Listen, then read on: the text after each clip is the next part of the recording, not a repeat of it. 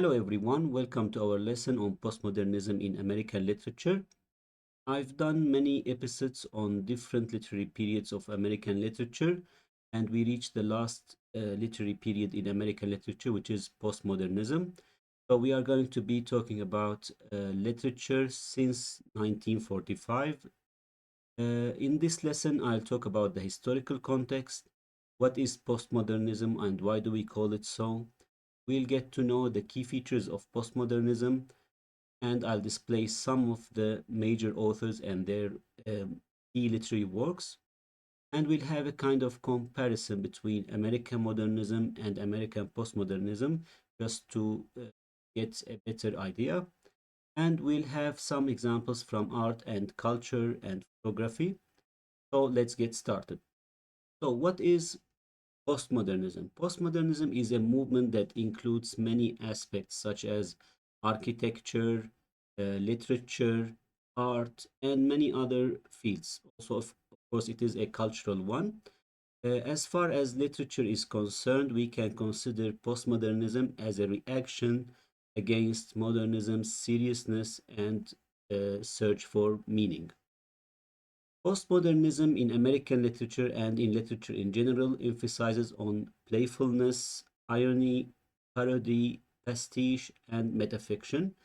These are features of postmodernism. We will get to know them in the next slides.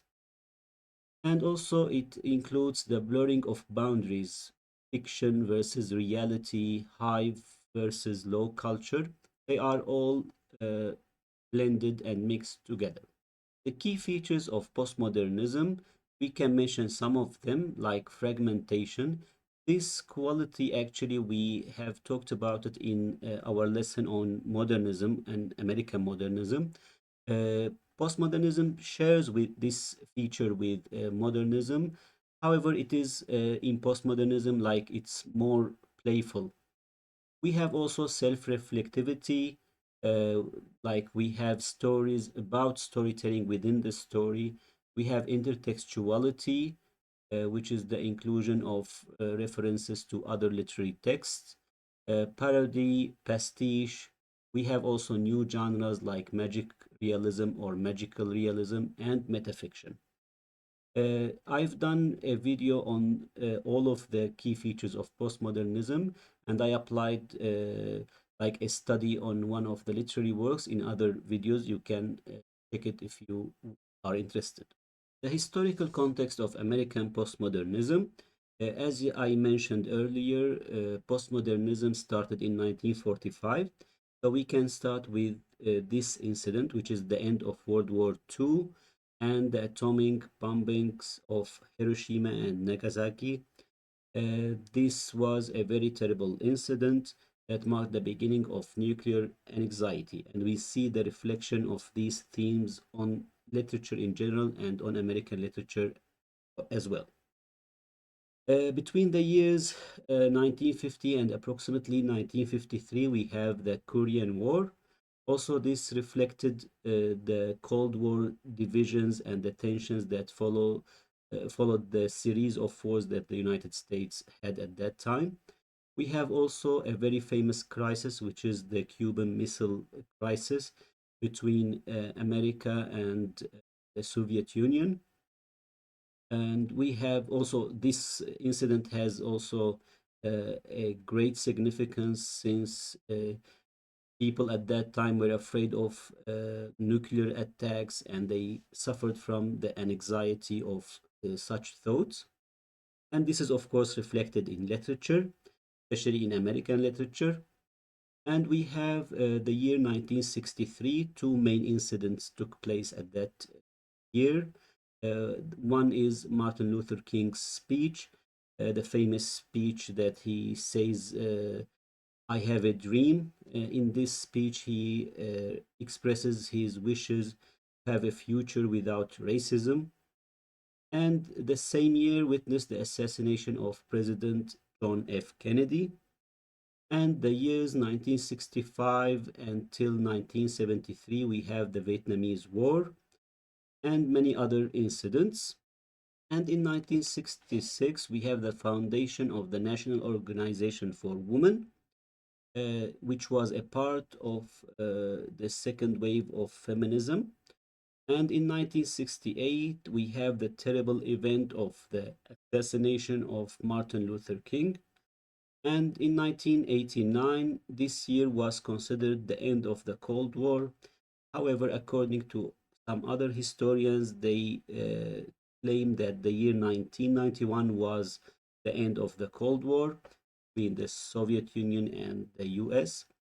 And we have this act in 1990, which says that the Native American graves must be protected. This reflected growing recognition of indigenous history and identity in US culture and literature. And in 1991, we have again another war, which is the Gulf War. Media staged the conflict and shaped postmodern themes of simulation, hyperreality, and propaganda. In 2001, we have the terrible attacks of September 11.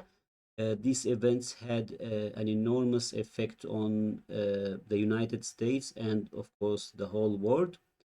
And we have in 2003, the US and the UK invaded Iraq.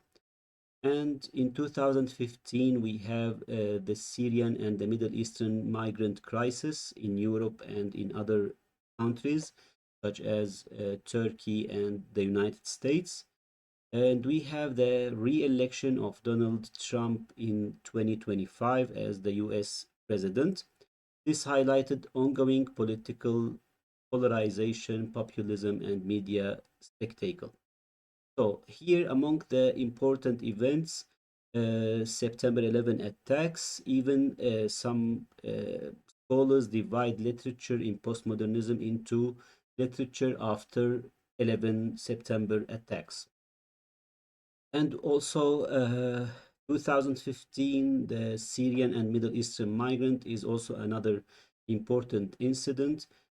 After these years, we see a rise in diaspora's literature and literature that tackle the subject or the theme of migration. And this is an important event, not because I am of Assyrian origin, but it's mentioned in the book of the Norton Anthology about postmodernism. And also, the election of Donald Trump is also a very important incident. Also, some scholars created a kind of concept called Trump's literature. So, these are some of the main incidents. Now, let's move to the next slide.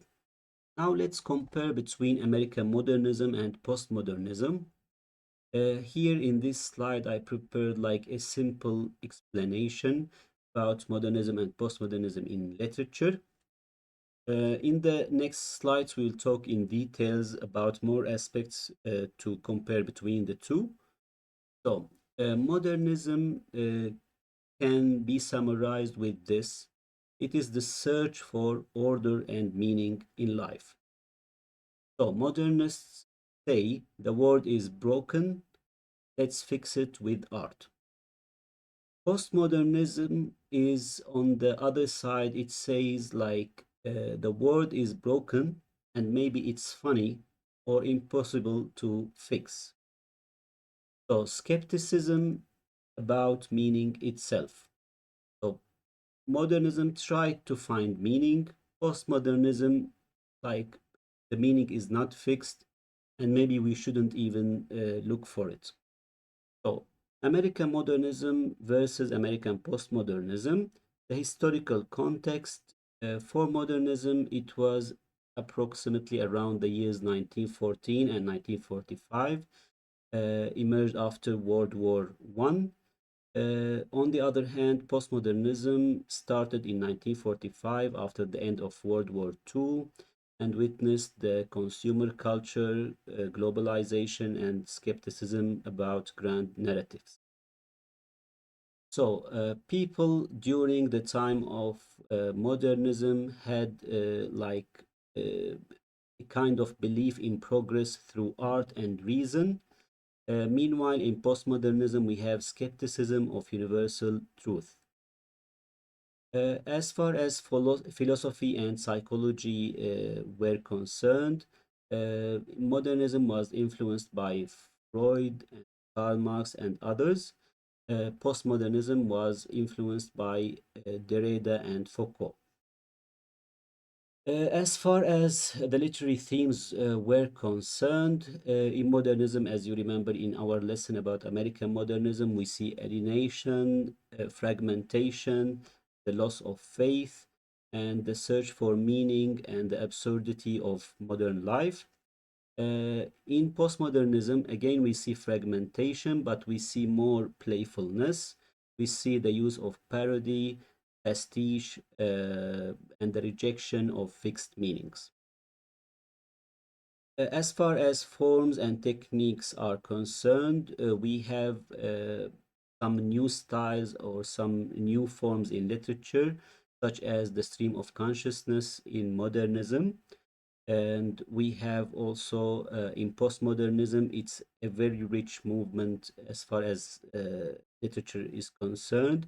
We have many new styles, genres, and technical like tools, such as metafiction, uh, intertextuality, magical realism, unreliable narrators, and the mix of high and low cultures. As far as art is concerned, there were many new artistic movements in both or during both modernism and postmodernism. Of course, here we are not talking about only America, but about the world in general. So in modernism, we see many artistic movements such as expressionism, and in postmodernism, we see pop art, minimalism, and electric styles. And in literature, of course, there are a lot of icons and key figures. We can mention just a few. Like in modernism, we can talk about James Joyce and T.S. Eliot. And in postmodernism, there are a lot of authors. I'd like to mention Kurt Vonnegut. And we have this point again here I'm mentioning in this table, the world view toward truth. It's a very important key point in understanding modernism and postmodernism. So, truth, according to modernism, exists, but it is difficult to grasp. However, in postmodernism, there is no single truth. Meaning is constructed, multiple, or endlessly differed. So, in literature, we see the tone of modernist writer as a bit serious and often pessimistic. In postmodernism, postmodernist writers or authors use many techniques such as playfulness and other new genres such as magical realism, and I've already mentioned many of the features like pastiche and metafiction. And another important point that we need to also know to understand modernism and postmodernism in literature is the relation to the past. So, the truth and the past. So, the relation to the past for modernism, modernists rejected tradition. And you remember the famous quotation by Ezra Pound, make it new. For postmodernism, the relation of modernists to the past was as the following. Postmodernism rejected originality itself, and it celebrated remixing and recycling and the merging of different new styles and genres. Postmodernism started in 1945, and we are still in postmodernism. Some other scholars tend to like divide postmodernism into postmodernism and then contemporary literature. But in general, most scholars say that we are still in the postmodernist era, and this might change maybe in the future. So, to mention some of the major authors and their key works, it's very difficult to decide. There are a lot of important authors, especially that writing is more common than any time before. So we can mention a few writers like Kurt Vonnegut's Slaughterhouse Five, and we have Toni Morrison's Beloved. We have Don DeLillo, White Noise, and many other authors that we can mention. Also, some authors here, some of them are American, some of them like have dual citizenships. So we can talk about also Margaret Atwood, and the list is endless. As I mentioned earlier, postmodernism is not only about literature, but it includes many different aspects of life. So we can talk about art, architecture, culture, and many other fields. We can mention some of the examples like Andy Warhol's pop art, and we can talk about architecture. As an example, we can talk about the playful buildings of Las Vegas. And a very important point related to postmodernism, it is maybe one of the richest literary periods as far as criticism and literary criticism is concerned. We have many postmodernist theories, such as like Derrida's and Foucault's and many other thinkers and philosophers. As we reach the end of our lesson on postmodernism in American literature, I hope that it was useful. I will leave in the description a link for another video in which we study together the characteristics of postmodernism and we apply them on a piece of literature. If you are interested, you can watch that video. And also, this was the last video in the series on American literature. I mean, the literary periods. We studied all the literary periods. I made videos about every literary period in American literature. I hope that you find them useful, and I'll see you later.